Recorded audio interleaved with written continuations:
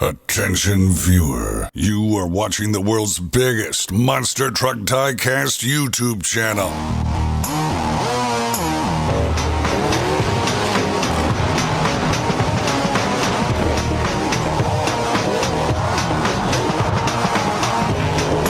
This is Monster Jam OCD. Hello Monster Jam fans, and welcome back to another Monster Jam OCD review video. Today we are taking a look at Series 26 for the Spin Master Monster Jam singles line, and there are about 3 or 4 trucks in this series that everyone has been waiting to see revealed. As always, we have from right to left the best trucks, in my opinion, of the mix and the chase piece. We have the Man-Eater, or female zombie. Man-Eater is his official nickname, but basically it is a woman zombie. First time ever in diecast form. This is getting released as the official encore edition from World Finals 16. This is so awesome, and we will end our review talking about this in high level detail, but there it is as a quick little look at it, the female zombie in Spin Master Monster Jam. We also have the appearance of the silver wolf's head. Everyone was waiting for this to get released, and here it is for the first time, and actually last time in Monster Jam diecast form. We also have the chase piece of this case, which is the True Heavy Metal Max D. It is the CRD engine because they do not have a front engine metal chassis yet, but there it is. We'll take a look at that at the end of the video as well. We have the Big Kahuna returning as the C10 body. Not what I was expecting, but here it is again for the C10 casting right there. We have the brand new edition of the horsepower tooling, which is Nightmare. Everyone's also been kind of curious to see what they were going to do with this, and it's finally getting a release right here in Series 26. And then the truck we will take a look at first and talk about is the 25th anniversary Chrome Gravedigger, but not exactly what we are expecting. There is a reason this happened, and I'll explain again in a moment, but here's a quick look at the 25th anniversary Chrome Gravedigger. And then kind of the outliers of the case, not the most exciting things, but we do have the See-Through Crew El Toro Loco, the hyper-fueled Alien Invasion, and returning for another time, I guess, we have Boneyard Trucks, this time as Megalon, and there it is. So we're going to start today's review, like I mentioned, with the 25th anniversary Chrome Gravedigger, or something to the effect of 25th anniversary Chrome. Not exactly what I thought it was going to be, but I spoke to the design team about this, and they had no idea that another 25th anniversary Chrome Gravedigger existed. Of course, that one being the official Chrome Gravedigger from the 25th anniversary itself from World Finals. So this one was not what I expected. There will be a corrected version release, an actual 25th anniversary Big Moon Gravedigger released at some point. Jordan is now aware of it because we had this discussion at World Finals. This is going to be an interesting little discussion here on this specific truck. So let's unbox it and take a look at it. It's still cool nonetheless, but I want to talk about what's going on with this scheme right now.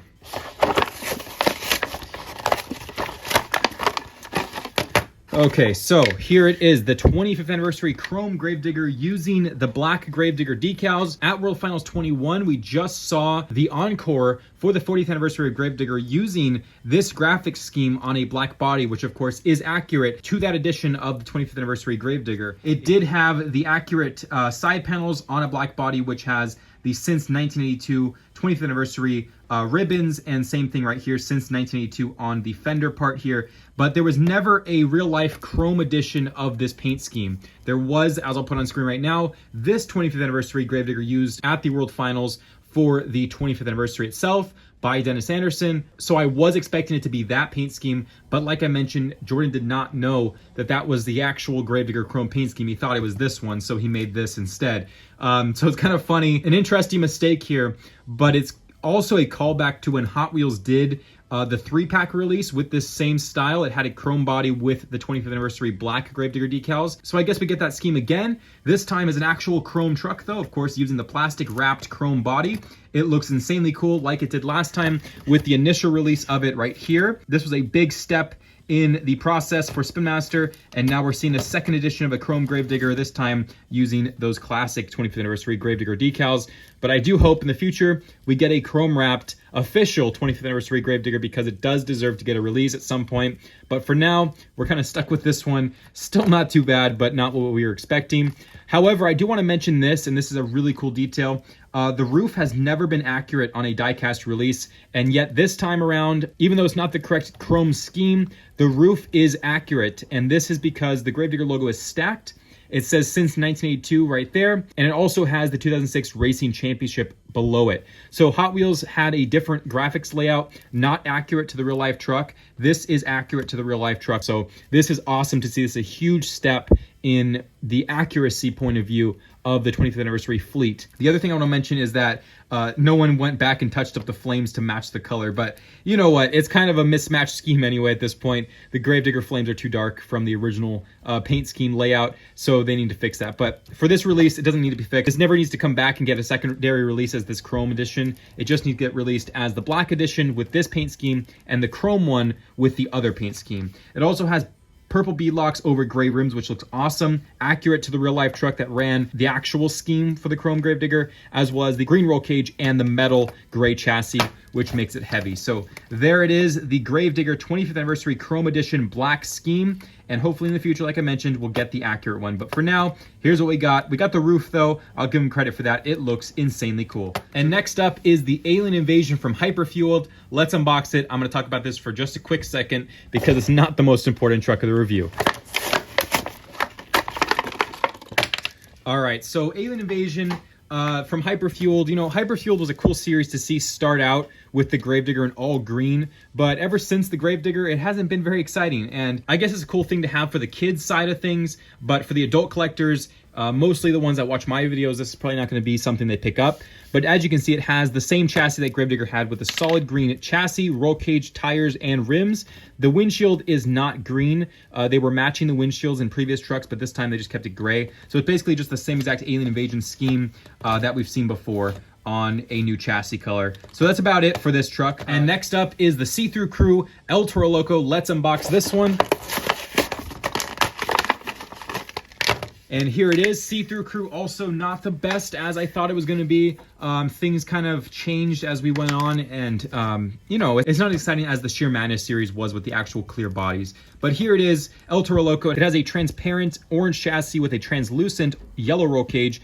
Almost transparent orange rims, but not really, so I will call those translucent as well. But semi-transparent black tires here. So it's a pretty cool release, but nothing extremely crazy cool like they had with the actual Sheer Madness El Toro Loco with the clear body. And here's a look at the graphics scheme. Nothing new about it. So there's El Toro Loco with the clear chassis and tires and rims right there for the See-Through Crew. And now we have the Boneyard trucks, the only Boneyard trucks released for this year. It is the Megalon. Let's unbox it and check it out.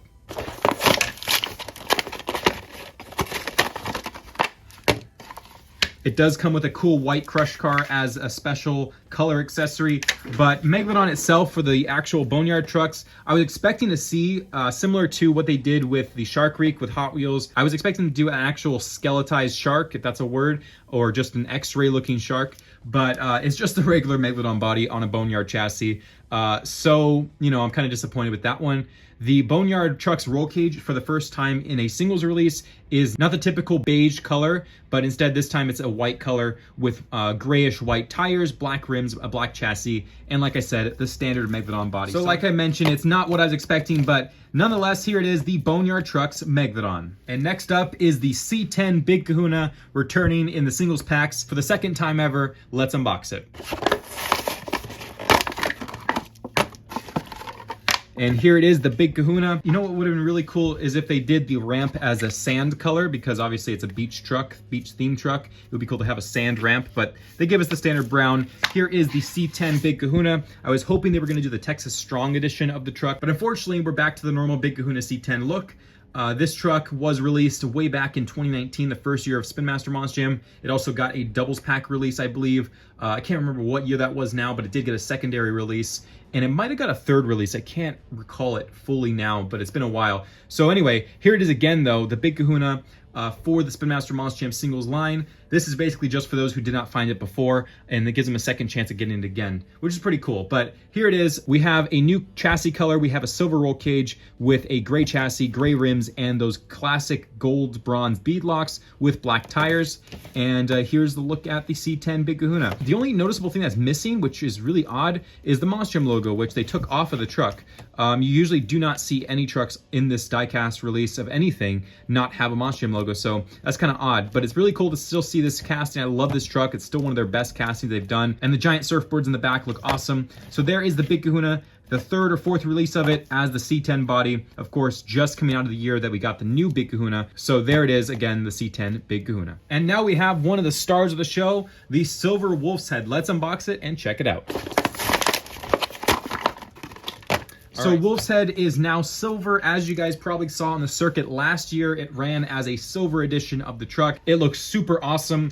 Obviously, the previous one was a bronze color when it debuted and ran in its first couple years. So now we have both diecast editions of this truck. I'm sure many people will be chassis swapping this body onto here because of the accurate red and black rims. So there is the look at the two compared together. It's really nice to have them finally together as a set. But of course, in real life, Wolf's Head has been sold to a new owner and changed identities to Lone Wolf. So this is the last time this Wolf's Head diecast, I believe, will be released. There are no more planned, as far as I know, to be released again because obviously it has a new identity, a new owner, and the Wolf's Head sponsorship is no longer being used on this body. So I guess we're seeing the end of Wolf's Head with this final release here, but I'm glad they got the silver release out before that change happened. So at least we have one diecast release of this Silver Wolf's Head. So here's the scheme. As you can see, like I mentioned, everything's in silver now, but it looks super cool.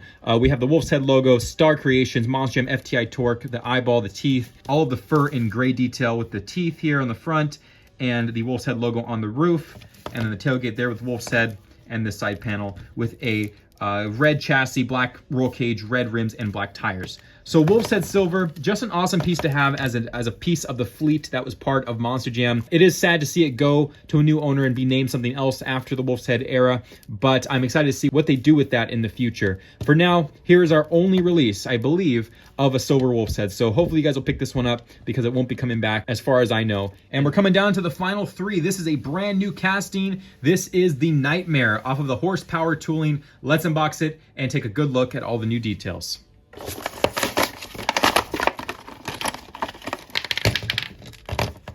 So Nightmare was part of the fleet that we didn't really know when the original poster was released. I also just noticed this is the only truck that came with a poster in this set. So I'm going to open it up and just see what's going on in here. Very interesting. They actually did give us a poster here with all the trucks on it.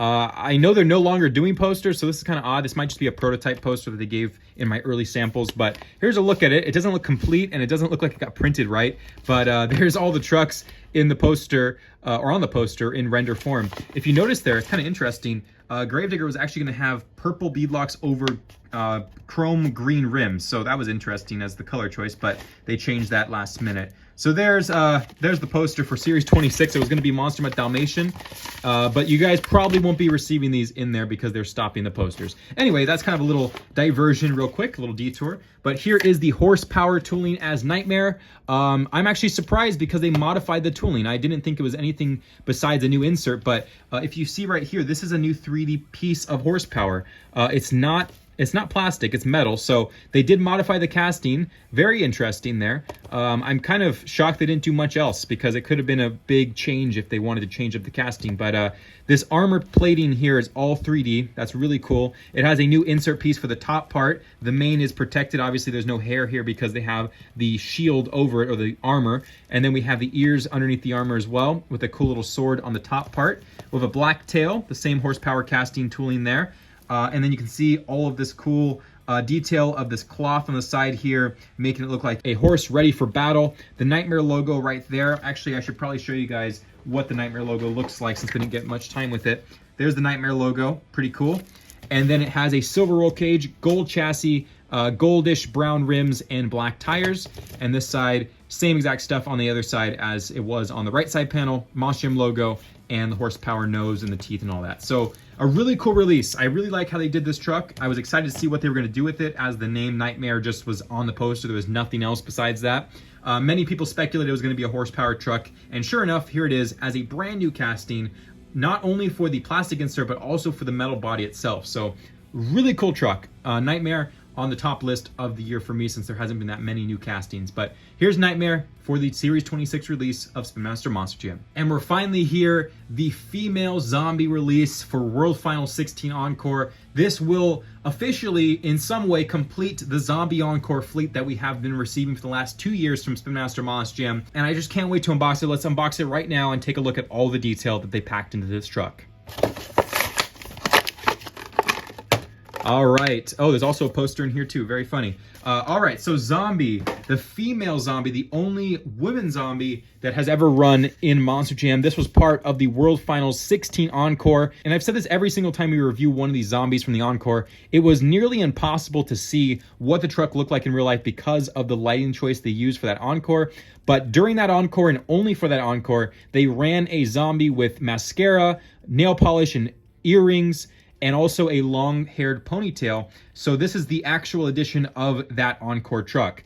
There was a yellow zombie that ran under Independence in the years following the Encore, but they were never the female edition. They actually decided to change it from the female edition to just a regular, I guess you would call it a male zombie or a genderless zombie.